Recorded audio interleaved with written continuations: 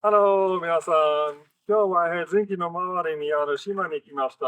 ヘルシンキへようこそ。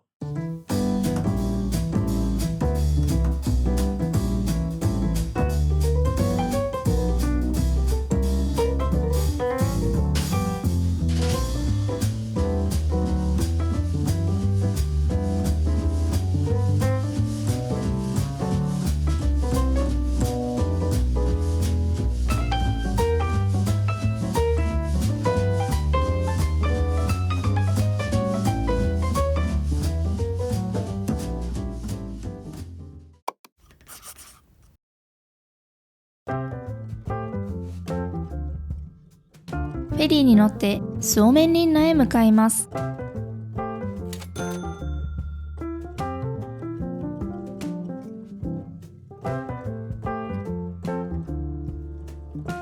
スオメンリンナへは約20分。夏なのに天気が残念です。でもカモメくんたちは今日も元気いっぱい。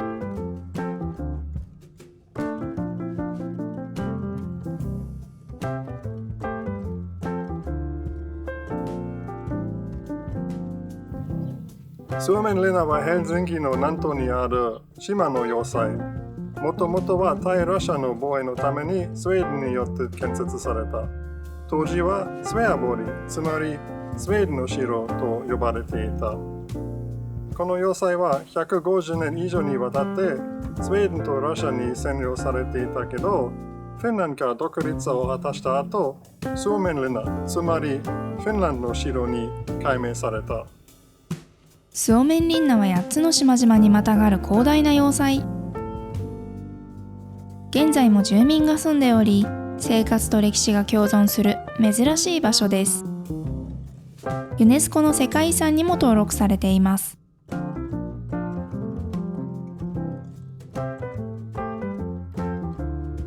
チケットはヘルシンキ大聖堂とセットのものをヘルシンキで購入していたので提示して入場。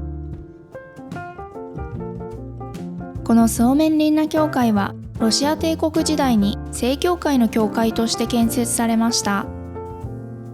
フィンランド独立後は改修が行われ、現在はルター派の教会として使用されています。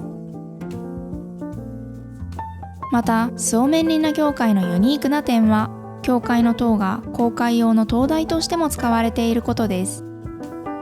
これはフィンランドの教会では非常に珍しいものだそうです。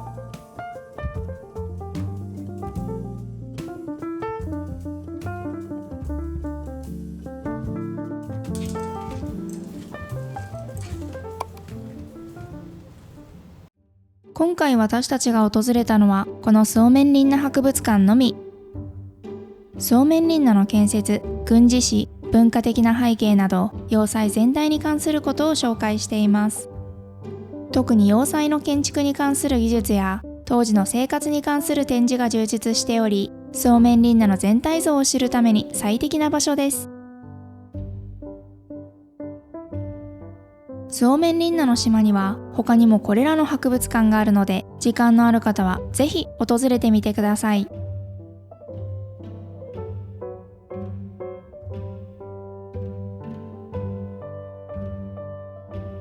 お土産にムーミンの木の葉書もゲット。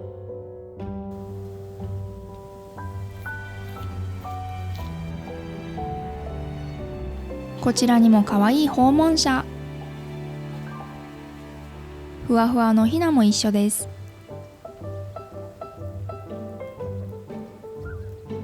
少し歩いて海沿いへやってきました。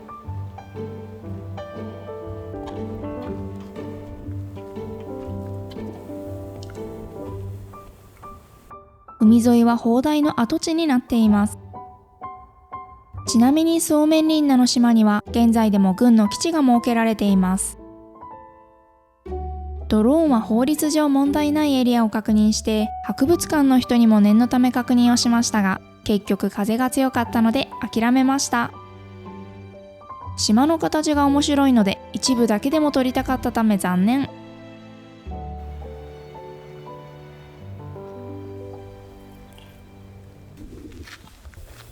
行く場所全部にこの子たちがいるね。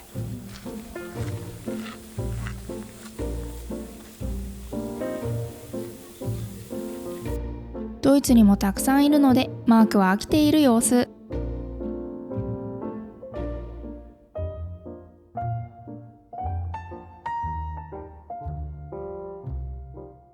今回のコースではだいたい3時間くらいで島を回ることができました。たくさんの博物館を回ったり休憩などを挟むなら1日かかりそうですね。スオーメンリンナは静かな時を過ごしたい人にはおすすめですが、子供には少し退屈な場所かもしれません。ということで、お次は子供も楽しめる動物園へ。動物園へは車やバスはもちろん、夏はフェリーでもアクセスできます。フェリーの方がアクセスは簡単ですが、1時間に1本だったので結局車で行きました。コルケアサーリ動物園はコルケアサーリという島にある動物園で、島全体が動物園になっています。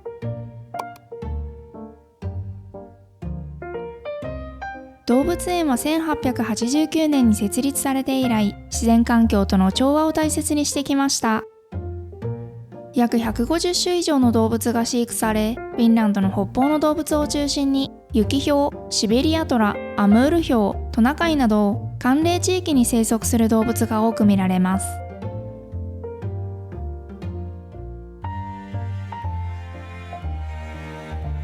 初めて見るトナカイ。5、6月くらいが出産のシーズンらしいので、後ろの子はまだ生後2ヶ月くらいですかね。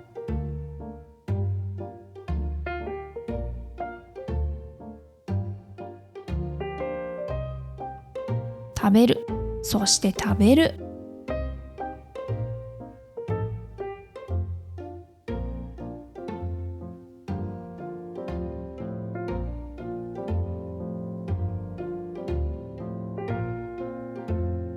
そんなことを言ってそうな表情ですよね。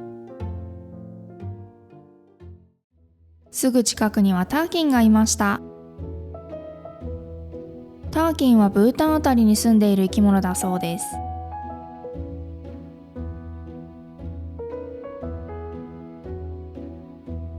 友達も来てくれました。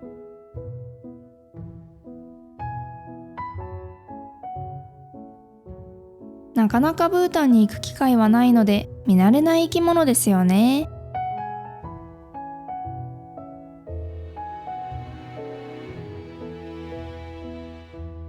これはヨーロッパバイソン。そばに子供もいますね。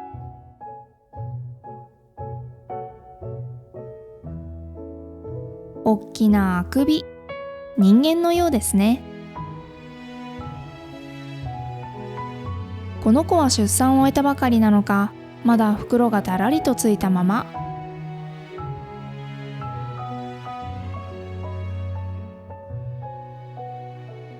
絶滅寸前まで数が減少しましたが、保護活動により、再びヨーロッパ各地に野生復帰が進められているんだそうです。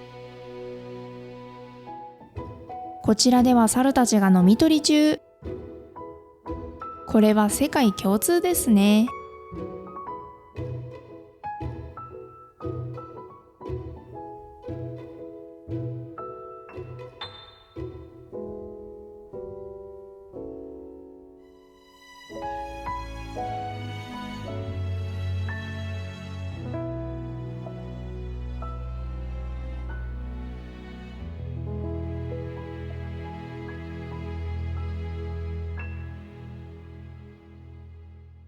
大型の動物はそれなりに見られる一方で、かなり自然と調和した動物園のため、動物園の割には動物が隠れていて見られないという印象もありました。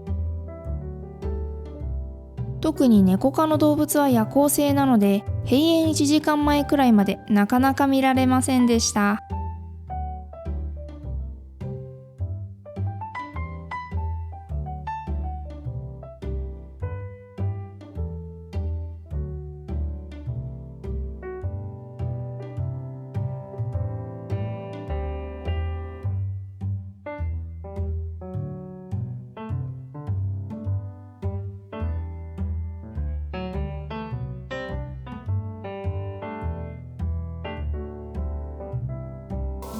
結局最後まで一部の動物しか見ることはできませんでしたが、見たことのない動物もたくさん見られたので良かったです。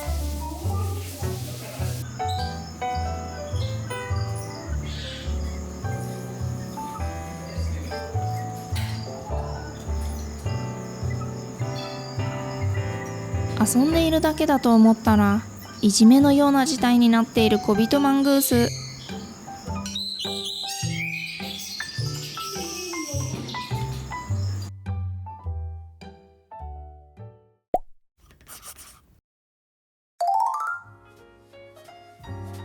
次の目的地を紹介する前に、今回私たちがヘルシンキで5泊滞在したホテルを紹介。元刑務所のホテル。2002年の閉鎖まで実際に刑務所として使用され、2007年にホテルとしてリニューアルオープン。建物の外観は刑務所時代の特徴的な赤レンガ造りの壁がそのまま残されており、歴史的な雰囲気が漂います。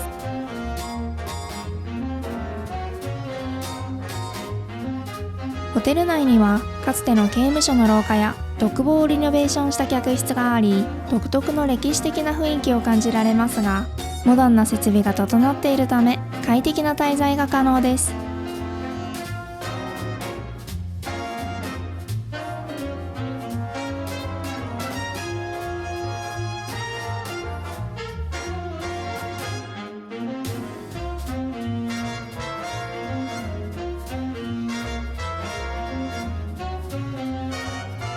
お部屋の中はこんな感じ。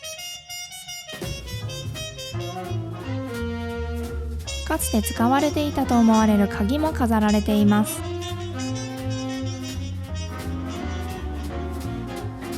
コンディショナー以外はソープ類も揃っていました。そして嬉しいのはランチ以外の食事がすべてついていること。朝食や夕食がついているだけでなく、フィーカもついています。フィーカはスウェーデンの伝統的な文化の一つで、コーヒーやお茶と一緒に甘いお菓子を楽しみながらリラックスした時間を過ごす習慣で、ここフィンランドでも馴染みのある習慣です。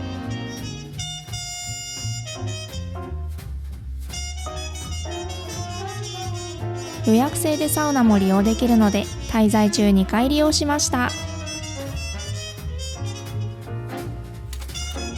サウナは旅の疲れを癒すのにぴったりですよね。地下にはほとんど当時のままの部屋もあるので、滞在する方はぜひ探してみてください。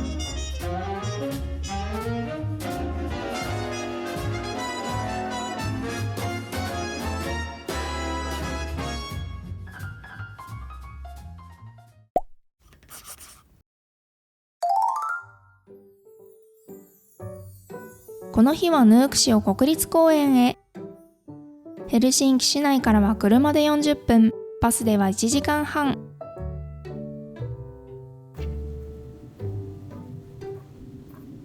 結局どうする？どれ？青いコース？ああ、それは楽かな。ちょっと短いかな。いきなり登りだね。だから逆になかなかだね。話し合いの結果、とりあえず上に行くことにしました。急にサッカー場になっちゃったね。コース上は間違いないようですが、実は駐車場横の細道から入った方が階段もなく、緩やかな坂道かつ近道なようにも思いました。駐車場から来る場合は、この右側からここにたどり着きます。私たちは右。でもピンクもチェックしたい。ピンクはネイチャーセンターの周りを一周？これ？この水色のやつは2キロって言った？一応ここまで行って、もうちょっと歩きたいなと思うなら、その緑のコースも。じゃあその時の体力によって考えますか？考えましょう。そうしましょうか。はい。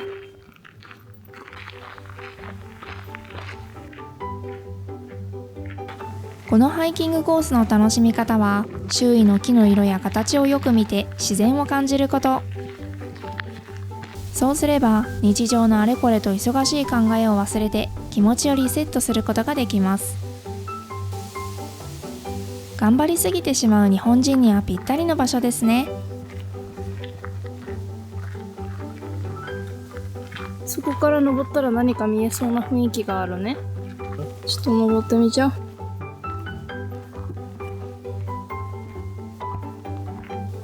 何も見えない。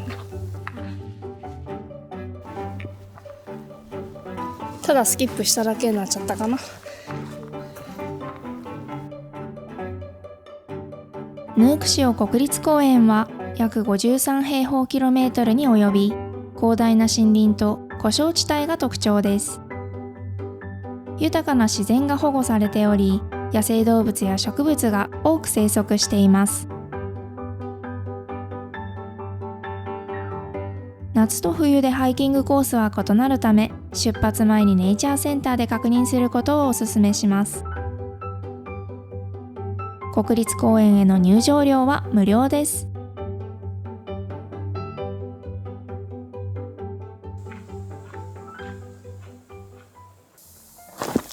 大丈夫？スレッド。なんかたくさん苔が生えてるところに来たね。ああ、そうだね。この緑のモケモケしてるやつ。それをトナカイは食べるらしいよ。あ、そうなんだ。今日は行けないけど、土日やってるこの先のトナカイがいるパーク、そこでは苔をあげられるらしい。あ、マジか。でも今日はやってない？今日はやってない。土日だけらしい。やることだった。ね。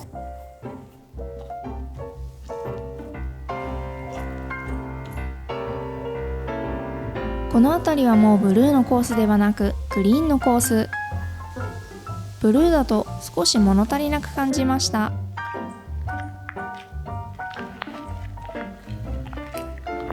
キノコ見つけた。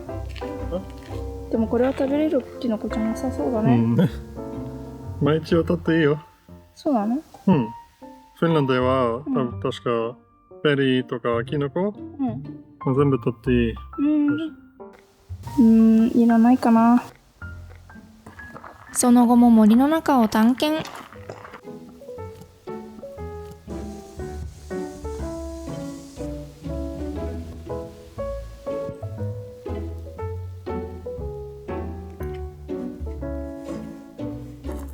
ただフィンランドの自然に目を向けて頭の中をリセットすることができました。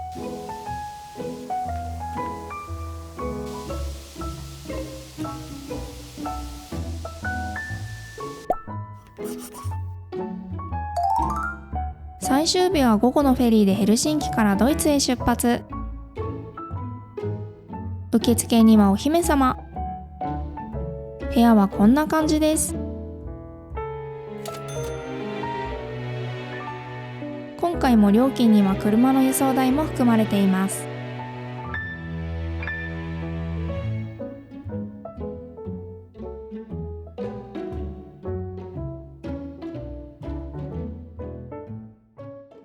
ドイツへは約31時間かかるので、マークが気を使って進行方向正面の部屋を取ってくれていました。